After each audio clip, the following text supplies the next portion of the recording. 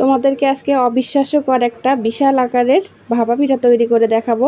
অনেক তো হলো কাঁঠালের ভাপা, সুজির ভাপা এবং তালের ভাপা পিঠা, তার সঙ্গে শুকনো চালের ভাপা পিঠা। তোমরা তো অনেকে অনেকভাবে ভাপা পিঠা খেয়েছো। আমি আজকে তোমাদেরকে এই বিগ সাইজের বড় একটা পাকা আমের ভাপা পিঠা বানিয়ে এবং তৈরি করে দেখাবো খুব সহজ পদ্ধতিতে, যে কেউ একবার দেখলেই তৈরি করে খেতে পারবে।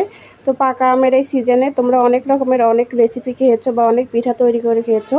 তো আমি যেটা আজকে দেখাবো একদম সহজ পদ্ধতিতে, যে কেউ একবার খেলে বারবার খাওয়ার রিকোয়েস্ট করবে।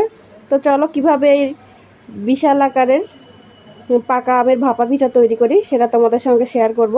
তো বন্ধুরা, যদি ভিডিওটি ভালো লাগে প্লিজ বেশি বেশি করে লাইক, কমেন্ট, শেয়ার এবং সাবস্ক্রাইব করে দিও।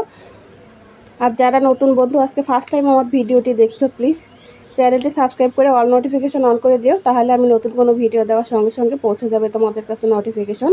আর আমার এই চ্যানেলে নতুন নতুন অনেক রকমের ভিডিও আছে বা রেসিপি আছে, তোমরা চাইলে একবার ঘুরে আসতে পারো। আমি ডিসক্রিপশন বক্সে লিঙ্ক দিয়ে দেবো, একবার হলেও আমার চ্যানেলটি ভিজিট করে এসো। তো চলো কিভাবে তৈরি করি এই রাস্তাটি আর এই ভাপা পিঠাটি, চলো তোমাদের সঙ্গে শেয়ার করা যাক। পিঠা তৈরি করার জন্য আমি সবার আগে এখানে নিয়ে নিচ্ছি 2 কাপ শুকনো চালের গুঁড়া। তো দিয়ে দিলাম 2 কাপ শুকনো চালের গুঁড়া। আর দিয়ে দেবো এখন আমের পাল্প, যে রস করে রেখেছিলাম সেই আমের পাল্প। 2 কাপ শুকনো চালের গুঁড়ার জন্য আমি এখানে নিয়ে নিচ্ছি 1 কাপ পরিমাণে আমের পাল্প। তো এখন আমি হাতের সাহায্যে খুব ভালোভাবে এগুলো মিক্স করে নেব।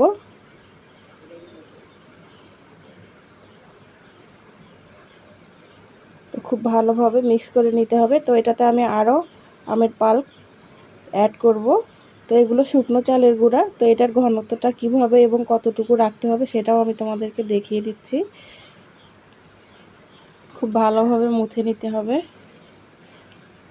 দেখো খুব ভালোভাবে মেখে নিয়েছি। এটাতে আমি আরও হাফ কাপ অ্যাড করে দিচ্ছি।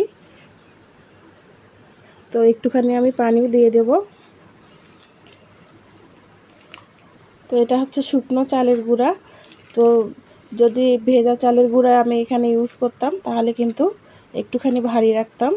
তো আমি এখন একটুখানি পাতলাই করব।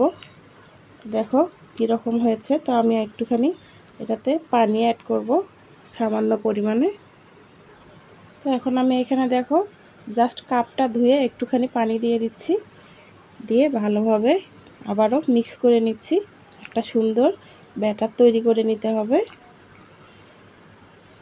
তোমরা তো কাঁঠালের, তালের, অনেক রকমের সুজির ভাপা পিঠা খেয়েছো। আজকে আমি তোমাদেরকে একদম সহজ এবং ইউনিকভাবে আমের ভাপা পিঠা বানিয়ে দেখাবো। তো খুব সহজ পদ্ধতিতে যে কেউ একবার দেখলে তৈরি করে নিতে পারবে। যদি আমার এই ছোট্ট ভিডিওটি একটুও ভালো লেগে থাকে প্লিজ লাইক, কমেন্ট, শেয়ার এবং সাবস্ক্রাইব করে দিও। তো আমি এখন এগুলো রেস্টে রেখে দেব 7 থেকে 8 ঘন্টা। তো এর থেকে বেশিও রাখলে ভালো হয়। তো আমি 7 থেকে 8 ঘন্টা এগুলো রেস্টে রেখে দেব। 7-8 ঘন্টা পর এগুলো আমি পিঠা তৈরি করব। তো 7-8 ঘন্টা পর ফিরে আসা যাক। 7-8 ঘন্টা রেস্টে রাখার পর আমি ঢাকনাটা সরিয়ে নিচ্ছি। এখন আমি বাকি উপকরণগুলো এটার সঙ্গে দিয়ে দেব। তো সবার আগে আমি এখানে একটা ডিম দিয়ে দিচ্ছি।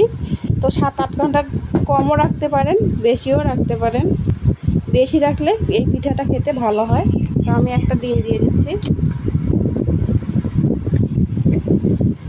আর এখন দিয়ে দিচ্ছি হাফ কাপ চিনি। আমি 2 কাপ চালের আটা নিয়েছি, সেই ক্ষেত্রে আমি হাফ কাপ চিনি দিয়ে দিচ্ছি, কারণ এইটা আমটা অনেকটাই মিষ্টি। তো তোমরা চাইলে চিনিটা কিন্তু স্কিপ করতেও পারো, আবার আরও কমিয়ে দিতে পারো। আর দিয়ে দিচ্ছি 1 চা চামচ বেকিং পাউডার। এখন আমি সবগুলো উপকরণ এই হাতের সাহায্যে ভালোভাবে মিক্স করে নেব।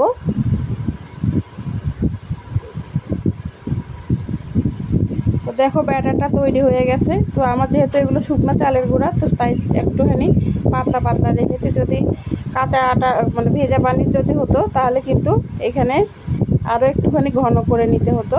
তো দেখো আমার ব্যাটারটা কিন্তু একদম রেডি। চলো এখন পিঠাটা তৈরি করা যাক।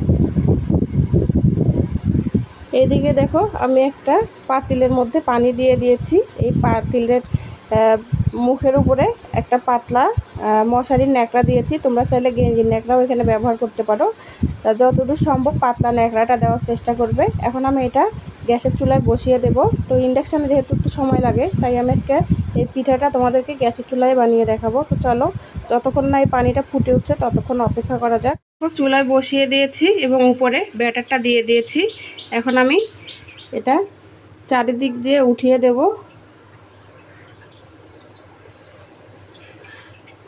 এইভাবে যাতে চুলায় আগুন না লেগে যায়, উঠিয়ে দিয়ে একটা ঢাকনি দিয়ে ঢেকে দিচ্ছি। তো এই ঢাকনিটা দিয়ে আমি ঢেকে দিচ্ছি 30 মিনিটের জন্য। 30 মিনিট পর আমি ঢাকনাটা খুলে নিচ্ছি। ঠিক কতটা পারফেক্টলি হবে তোমাদেরকে দেখিয়ে দেবো ইনশাল্লাহ। তো আমার 30 মিনিট সময় লাগে নাই, আমি 10-15 মিনিট পরে ঢাকনাটা সরিয়ে আমি চেক করে দেখেছি যে এটা হয়েছে কিনা পারফেক্টভাবে। তো এখন আমি এটা চুলা থেকে নামিয়ে নিচ্ছি, নামিয়ে তোমাদেরকে পরিবেশন করে দেখাচ্ছি। একইভাবে আমি বাকিগুলোও বানিয়ে নেব। এই দেখো বন্ধুরা, তৈরি হয়ে গেল মজাদার আমের ভাপা পিঠা। তো দেখতেও যতটা লোভনীয় লাগছে, খেতেও কিন্তু ততটাই অসাধারণ, অসম্ভব মজা লাগে খেতে। তো দেখো এখনও এটা থেকে ধোঁয়া উঠাচ্ছে। তো কেমন লাগলো আমার এই ছোট্ট ভিডিওটি অবশ্যই কমেন্টের মাধ্যমে জানাবে। ভিডিওটি ভালো লাগলে বেশি বেশি করে লাইক, কমেন্ট এবং শেয়ার করে দিবে। তোমরা তো অনেক রকমের ভাপা পিঠা খেয়েছো, তো আমি একবার হলেও রিকোয়েস্ট করছি এইভাবে আমের ভাপা পিঠা তৈরি করে খাওয়ার জন্য। আশা করি তোমাদের ভালো লাগবে এবং গ্যারান্টি সহকারে বলতে পারি এটা জাস্ট অসাধারণ। আগে কেউ কখনো খায়নি এমন একটা রেসিপি তোমাদের সঙ্গে শেয়ার করলাম। তো আমি তোমাদেরকে কেটে দেখাচ্ছি ঠিক কতটা পারফেক্টলি হয়েছে।